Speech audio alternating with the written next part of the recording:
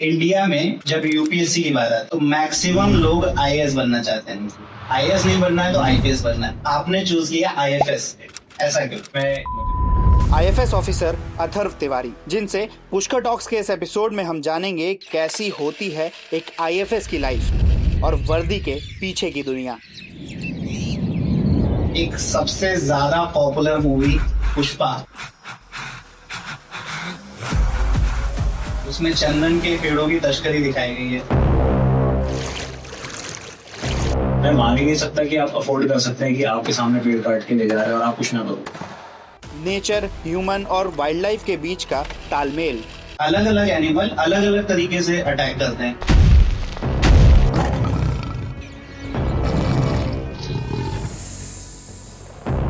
सबका एक पैटर्न होता होगा। वो अटैक तब करते हैं जब आप अगर आपको सिर्फ एक वेपन लेकर जंगल में जाना हो, वेपन लेके जाना चाहिए ही नहीं। किससे वो जब जान पर बनाई हो। कोई रास्ता भटक गया और वो जंगल में घुस गया, कोई जानवर सामने आ जाए या कहीं पे वो फंस गए, वो कहते हैं ना, सबसे पहले घबराना नहीं है। कभी ऐसा कोई मोमेंट आया जो आपको लगा हो ये कितना डेंजरस मोमेंट है, या फिर कोई मैजिकल मोमेंट? एक बार टाइगर इनकाउंटर हुआ था, सामने ही खड़ा था वो, काफी अराउंड 8-9 फीट के अराउंड। हाइना से कभी इंटरेक्शन हुआ आपका?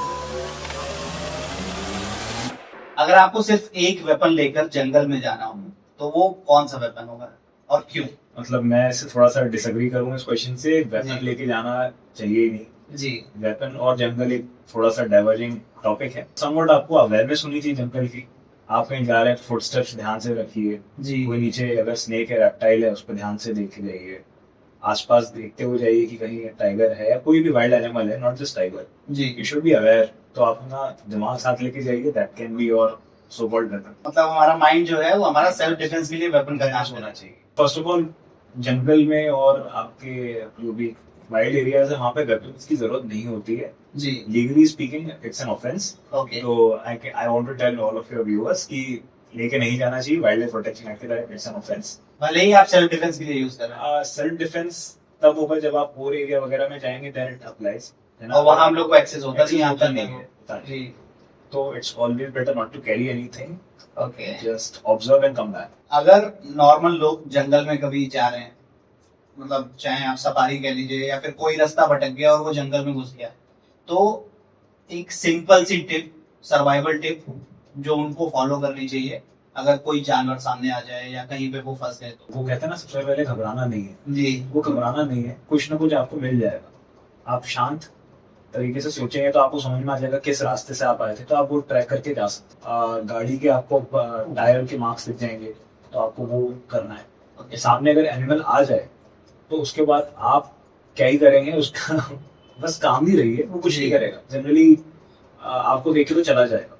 जस्ट एक मेरा सजेशन रहता है कि don't turn your back against the animal. Okay. Keep looking in the direction जहाँ से वो आया है, तो वो आपके बिना हटके चला जाएगा। सिंस आप उसके नेचुरल अटैक नहीं करेगा, आपके नेचुरली वो आपको नहीं खाएगा। जैसे आपने कहा डोंट टर्न योर बैक, तो ऐसा क्यों? आप देखिएगा जैसे बॉर्न बॉटम होते हैं जनरली कैट स्पीसीज जो होती हैं, देखिएगा वो पीछे से अटैक करने की कोशिश करते हैं। जब बचपन में आपने देखी होगी सारी, सो दे आर हैबिचुअल। और अगर आप तुरंत पलट जाएं तो वो रुक जाती है। जी। जनरली यही होता है कि they don't want to attack you, but उनको लगता है एक तरह से उनका एक नेचुरल इंस्टिंक्ट है जी, if a thing is not looking they tend to attack.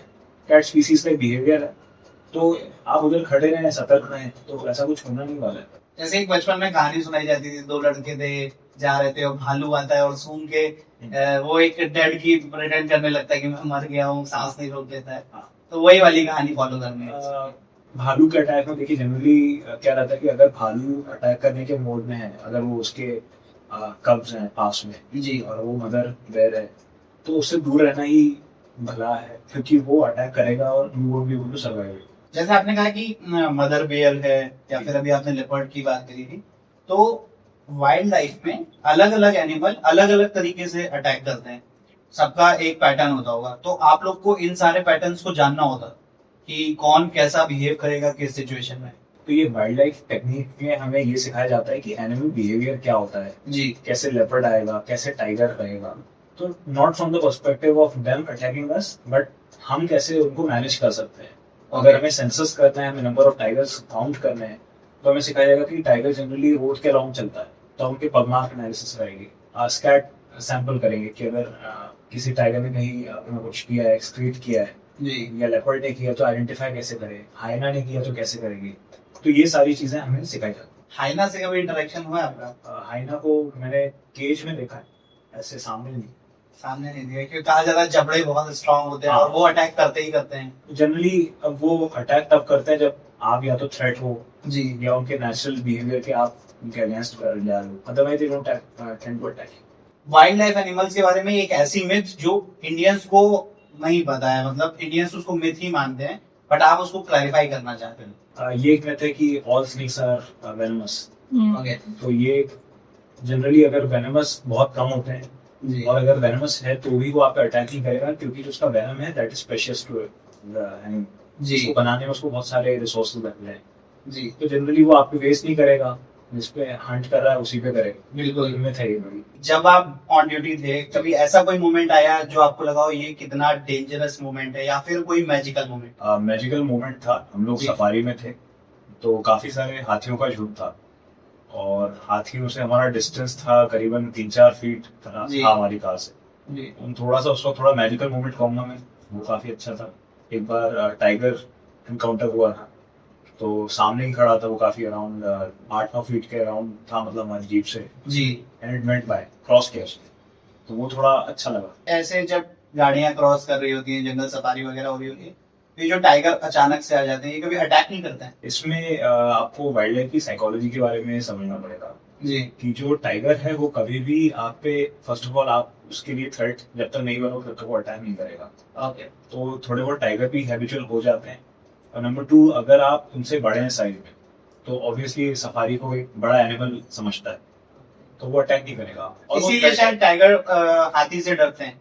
हाँ, डरते हैं, वो आपस में भी बहुत ज्यादा सिम्बायोटिक एसोसिएशन होता है, ओके ज्यादा अटैक नहीं करते जब तक थ्रेट नहीं है या जी। हंट कर रहा है, अदरवाइज इट्स फाइन। अगर हम किसी जू के एनिमल्स को देखें और वाइल्ड लाइफ के एनिमल्स को देखें, इन दोनों में 3 सबसे बड़े जो डिफरेंसेस हैं वो क्या होते हैं? जू के जो एनिमल्स होते हैं वो ज्यादा ह्यूमन प्रेजेंस को कर पाते हैं, अडेप्ट कर चुके होते हैं, जी एक्सेप्ट कर लेते हैं।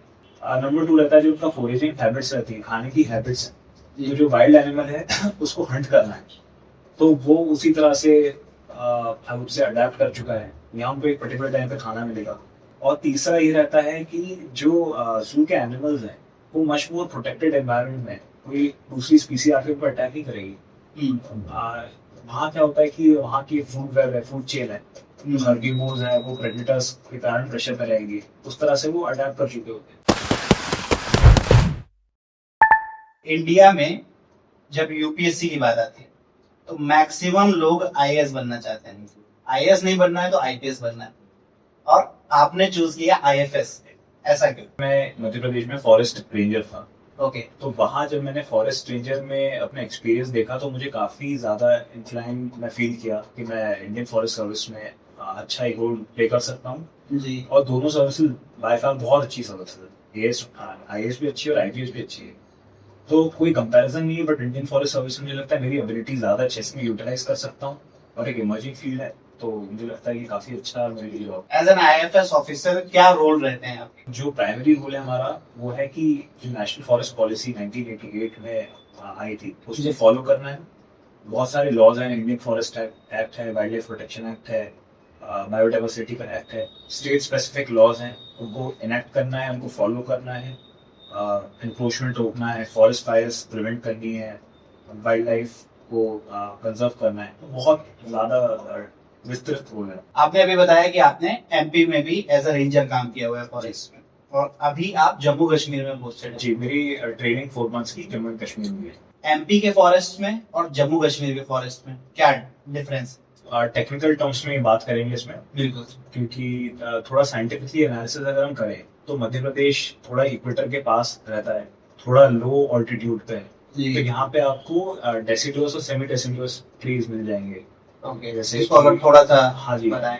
तो एक रेनफॉल का होता है पैटर्न, जी। तो कम रेनफॉल रहेगी, इतनी कम भी नहीं रहेगी, और टेम्परेचर थोड़ा ऑप्टिमल रहेगा। ओके, तो जैसे आपको मैंगीफेरस इंडिका आम है या आंवला है, शीशम है, महुआ है, इन सब के पेड़ मिल जाएंगे। तेंदू है, मध्य प्रदेश में तेंदू काफी मिलता है। ठीक है। जी अगर आप हायर ऑल्टीट्यूड पे जाएंगे, हायर लैटिट्यूड पे जाएंगे, थोड़ी ठंड बढ़ेगी, तो वहाँ नीडल शेप आपको ट्रीज मिलेंगे जो कि स्नो लाइन को के अराउंड रहेंगे। तो उस तरह के पेड़ है वहाँ पे। कैल है, देवदार है, फर, स्प्रूस, ये सारे आपको पेड़ वहाँ मिल जाएंगे। और हिली वेजिटेशन है तो वहाँ अलग तरह के प्लांटेशन है। ओके, वहाँ पे ज्यादा सर्वाइवल इंस्टिंक्ट जिनकी होती है वो वो वहाँ पे उसके ग्रो कर पाते हैं। अराउंड अडैप्ट करता है। जब आप प्रिपरेशन कर रहे थे यूपीएससी की, तो ऐसा कौन सा एक फैक्टर था जो डेली लाइफ में आप यूज करते थे क्रैक करने के लिए? मेरा ये रहता है कि जो भी आप काम कर रहे हैं उसमें एक डेडिकेशन होना चाहिए। जी तो मैं डेली अपने आप से ये सवाल पूछता था कि क्या मैं आज 100% पुट इन कर पा रहा हूँ, और उसे डेडिकेशन से आता है। अगर आप नहीं कर पा रहे हैं तो मे बी आपको रिविजिट करना चाहिए अपने जी। को। नहीं कर पा रहे तो सोचिए कि करना भी है कि नहीं करना है।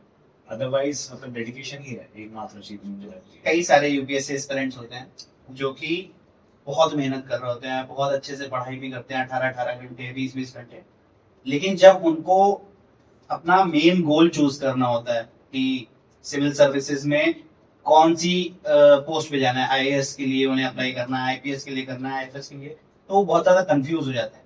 तो वहां पे कैसे क्लैरिटी लाई जाए? आप इसको रोल को पहले सबसे पहले समझें कि लोग क्या करते हैं। जनरली एक रफ आइडिया रहता है कि, और समवॉट एक पावर कल्चर पे इंडिया में है कि हमें एक पावर चाहिए। तो आपको रोल्स और रिस्पॉन्सिबिलिटीज भी समझनी है हर एक रोल की। बिल्कुल। कि अगर आप आईएएस में जाना चाहते हैं या एसडीएम के पद पे जाना चाहते हैं यूपीएससी के, तो आपके क्या रोल्स होंगे, क्या रिस्पॉन्सिबिलिटीज होंगी, कितना प्रेशर आप सस्टेन कर सकते हैं। पुलिस सर्विस में जाना है तो आपको लॉ एंड ऑर्डर करना है, पब्लिक मैनेजमेंट करना है, तो सिक्योरिटी रिलेटेड एस्पेक्ट्स हैं। फॉरेस्ट में तो आप क्या, आपका एप्टीट्यूड है, क्या सस्टेन कर पाएंगे रिमोट एरियाज में, ये सारे क्वेश्चन हैं।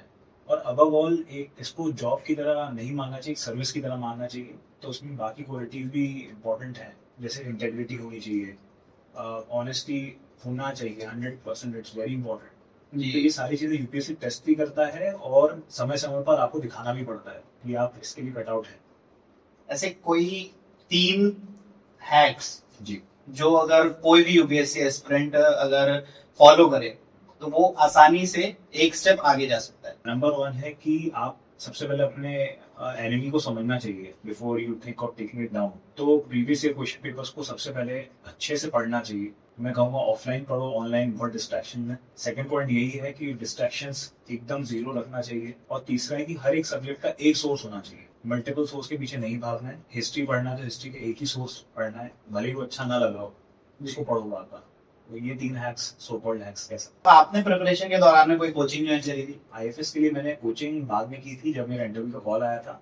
अदरवाइज मैं जॉब में था, तो जॉब में जो मुझे ऑनलाइन रिसोर्स मिलते थे मैं उससे पढ़ता था। ये तो बहुत ही बड़ी बात हो गई कि आप एक जगह काम भी कर रहे हैं और इतना डेडिकेटेड टाइम भी दे रहे हैं। बट आजकल जो कोचिंग कल्चर चल रहा है, बहुत बड़े बड़े कोचिंग माफियाज ही बोल सकते हैं उनको, वो पूरा कंट्रोल कर रहे हैं मार्केट को। यूपीएससी के जितने भी एस्पिरेंट्स हैं सब भीड़ लगाए रहते हैं कि मुझे इस पर्टिकुलर कोचिंग में ही जाना है, यहाँ से बढ़िया कट आउट जाएगा।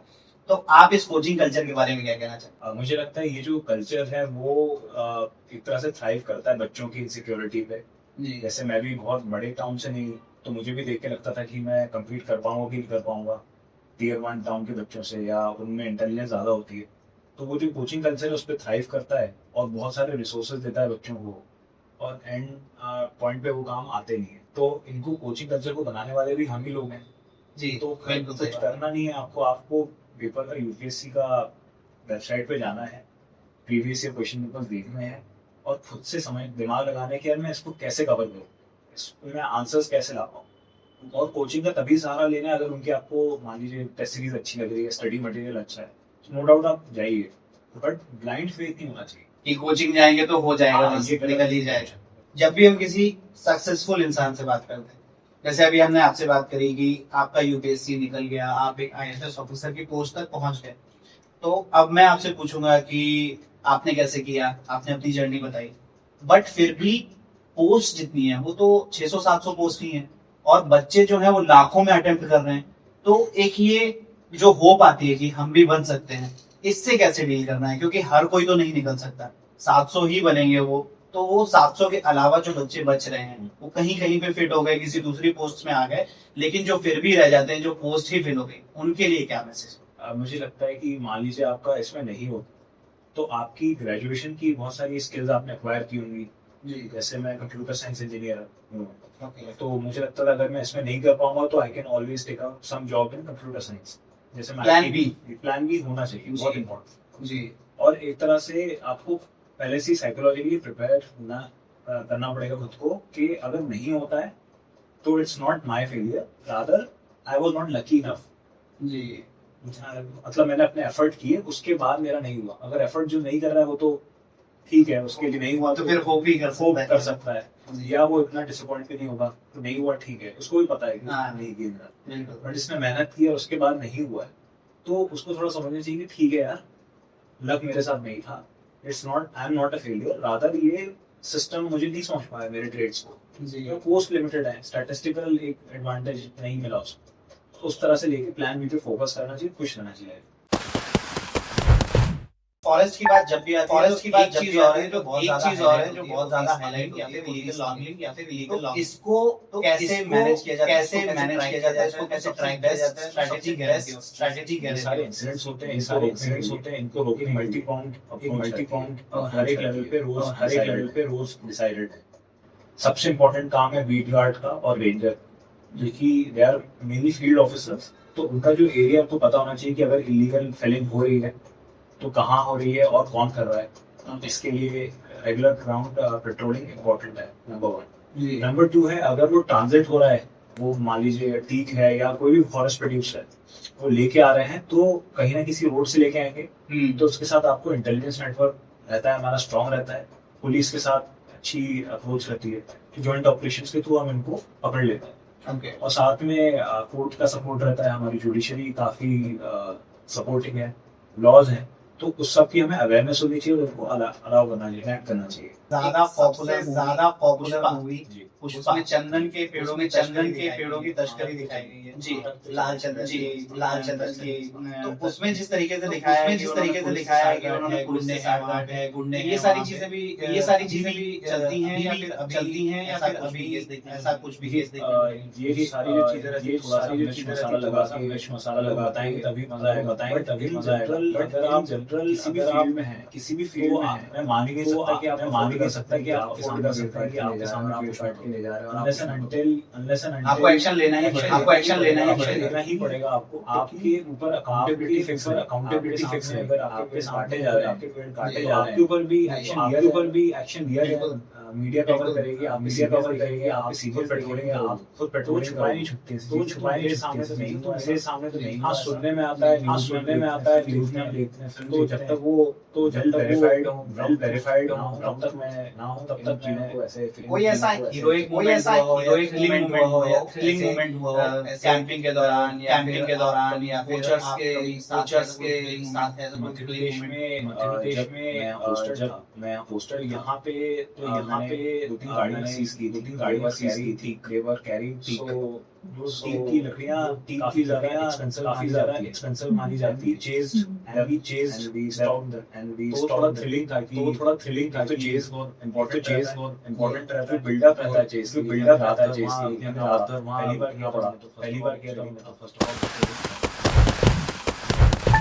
पन्ना रिजर्व की अगर बात मॉडल है, बहुत ज्यादा मेरा वाइल्ड लाइफ प्रोडक्शन, तो वहाँ मैंने सब्सटेंशियल टाइम बिताया सारा। तो जो पन्ना मॉडल है, एक तरह से सेफ स्पेस बनाई, इंक्रोचमेंट टाइप, जो गांव थे उनको बाहर तो ह्यूमन कॉन्फ्लिक्ट फिर मैंने प्रेस पीसीएल जो रहती है, जैसे अगर टाइगर का जो प्रे बेस इनटेक सबसे पहले कोचिंग की एक्टिविटीज रेगुलर पेट्रोलिंग की, सेंसस किया, बाहर से स्पीसीज लेके आया, इकोसिस्टम को रीबिल्ड करा। तो ये पन्ना मॉडल काफी ज्यादा अच्छा है, रिफाइंड अच्छा है। ऐसा कोई मॉडल जम्मू कश्मीर आना है या आना चाहिए? Jammu Kashmir set in a different I would say ecological hotspot, काफी ज्यादा fragile तो उस हिसाब से जम्मू ने अलग तरह का अपना मॉडल इवॉल्व किया। सबसे पहले वो फॉरेस्ट को बचाना है, स्पीसीज को बचाना है, स्पीसीज को बचाना है, जैसे स्नो लेपर्ड है, ये वहाँ की वाइल्ड फौना है जी फौना सुना होगा जी स्नो लेपर्ड सुना होगा स्नो लेपर्ड के बारे में जी स्नो लेपर्ड के बारे में फ्लैगशिप स्पीसीज उसको कंजर्व करते हैं जो वहाँ की स्पीसीज जैसे पाइन स्पीसीज है देवदार है, और उस तरह से हाई ऑल्टीट्यूड मैनेज कर रहे हैं, अलग तरह से उसको scientifically approach other snow leopard की बात करी, एमपी में बाघ की कभी-कभी दिख जाते हैं, जो आपने अभी बात करी थी ह्यूमन एनिमल, इसके बारे में थोड़ा सा बताइए, कैसे आप उससे डील जब सेटलमेंट्स रहते हैं या हमारी एक्टिविटीज रहती है जैसे एनक्रोचमेंट है, ये वो वाइल्ड लाइफ एरियाज में चले, या फिर वाइल्ड लाइफ कॉरिडोर्स हमको ऑब्वियसली जो एनिमल्स कहाँ जाएंगे बेचारे, इंटरफेरेंस होता है, इसलिए परफेक्ट होता है। तो ये हो गया हमारा बेसिक रीजन। उसको हैंडल कैसे कर इस तरह से करना है, इसको हैंडल इस तरह से हमारा कोर एरिया को जहाँ पे रखना है, कोई भी ह्यूमन इंटरफेरेंस हो। सेकंड है जो एक्टिविटीज है, इसको दूर रखना है, रेगुलर पेट्रोलिंग करनी है। और जो थर्ड है जैसे इनोवेटिव स्टेप्स की इकोलॉजिकल कॉरिडोर्स होते हैं, जैसे एक गुलाब गिबॉन का एक प्राइमेट मिलता है जो अरुणाचल प्रदेश को, उसका जो सेंसिटिव है काफी, वो तो उन्होंने क्या करा उसके लिए कॉरिडोर बना दिए, एक पेड़ से दूसरे पेड़, ह्यूमंस भी इंटरफेयर नहीं कर रहे और माइग्रेट। तो एक ऐसे इनोवेटिव सॉल्यूशन हवा में है तो काफी डेंजरस हो जाता है, हवा में उनकी रोप से वो रहता है, वो उनका नेचुरल वेयरहाउस है। रीवाइल्डिंग एक फैंसी टर्म सुनने में आता रहता है, हम जैसे आम लोगों को इसके बारे में सिंपल भाषा में देखिए नाम में ही आपको समझ में आ जाएगा wild is something that is in tune civilised. जी और रीवाइल्डिंग है कि वाइल्ड को फिर से वाइल्ड में सर्वाइव करने की ट्रेनिंग कई रेस्क्यूड एनिमल्स होते हैं कैप्टिविटी में जो रिवाइल्ड करना प्रोटेक्टिंग जो वाइल्ड लाइफ रहने का। तो जैसे एमपी की बात करें तो एमपी में बहुत सारी ट्राइब्स में भी रहती हैं, बाहरों में भी रहती हैं बाहर। तो कभी आपके किसी ट्राइबल एरिया में जाना हुआ, किसी ट्राइब से कोई इंटरेक्शन हुआ, क्या एक्सपीरियंसेस रहे? ट्राइब्स इंटरेक्शन ट्राइब है यहाँ काफी फेमस ट्राइब जुड़े हुए हैं। नेचर इंटरेक्शन के ताकि उनके जो वो नेचर के अराउंड ही नेचर बेस्ड प्रोडक्ट्स यूज करते हैं कि जो पूजा है जो सीक्रेट फॉरेस्ट रहते हैं, वो फॉरेस्ट में जो बिलीफ सिस्टम है कुछ फॉरेस्ट के अराउंड से कुछ फॉरेस्ट के अराउंड से प्रोटेक्ट फॉरेस्ट। तो फॉरेस्ट डवेलिंग कम्युनिटी प्रोटेक्ट भी करती है और बेनिफिट्स। उनका जब ऑफिसर से इंटरेक्शन होता है, आम कैसा बिहेवियर थोड़ा सा इसमें अगर मैं बिहेवियर से ज्यादा हमसा का बिहेवियर सोचा था कि मैं थोड़ा सेंसिटिव तरीके से उनसे बात करूं। तो वो लोग तो काफी ज्यादा ऑनेस्ट रहते हैं, whatever they're feeling regardless of आपको जो लगता है आप वो भी बड़े हैं, but that's really very honest, that's something very honest। जैसा हमको लगता है वैसा तो we as officers have to be humble कि यार हम approaching them and they are there to help us, not the other, हम इनसे बेनिफिट सीख करने जा रहे हैं, अंडरस्टैंडिंग सीख करने जा रहे हैं। तो उस तरह से मैंने सीखा भी उसी तरह। पावर डायनामिक नहीं होनी चाहिए। ऑफिसर बन के नहीं जाना, आम इंसान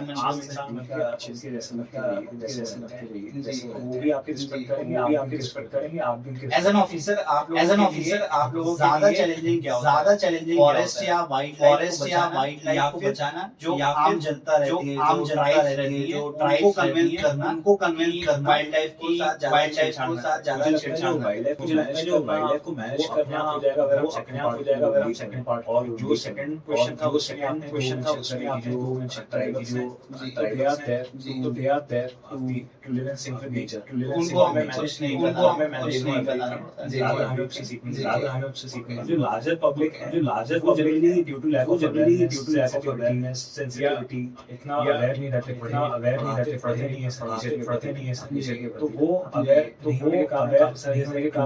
जैसे टूरिज्म या थोड़ा एथिकल ऑफ एनिमल्स होना चाहिए फोटो भी खींचना फॉरेस्ट एरियाज जा रहे हैं तो कपड़े पहन के नहीं जाना कैमोफ्लेज होके और खासतौर से उनकी ब्रीडिंग सीजन में नहीं शोर शराबा ना करें ये हमारे लिए ज्यादा चल रही है मैनेज पब्लिक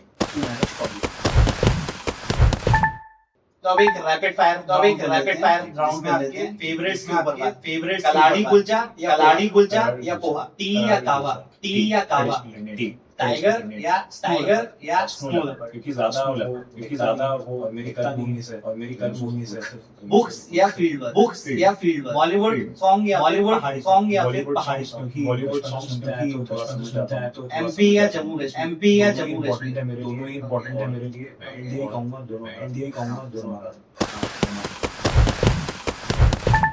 वाइल्ड लाइफ के नॉर्मल पीपल को क्या चीजें जिससे कि हम वाइल्ड लाइफ और और इंटरेक्शन को और ज्यादा वाइल्ड लाइफ अलग ना देखें अपने से अलग ना देखें अगर आप की जगह तो आप कैसे रहते हैं आपको परेशान उस तरह से समझिए उस तरह से डिफरेंस नहीं है वन ह्यूमन फैमिली की तरह रहे इस तरह से समागम बना के चले सबके साथ बैलेंस बना के चले and try to understand they are also here to live अगर आपको हमारा इंटरव्यू अच्छा लगा आपके पास और सारे भी क्वेश्चंस आ रहे हैं हमें जरूर बताइए सेक्शन में जरूर बताइए क्वेश्चंस को लेके और पॉडकास्ट के साथ एक और पॉडकास्ट अरेंज करेंगे जैसा भी आपको वीडियो लगा उस हिसाब से रिस्पांस दीजिए और सब्सक्राइब कीजिए थैंक यू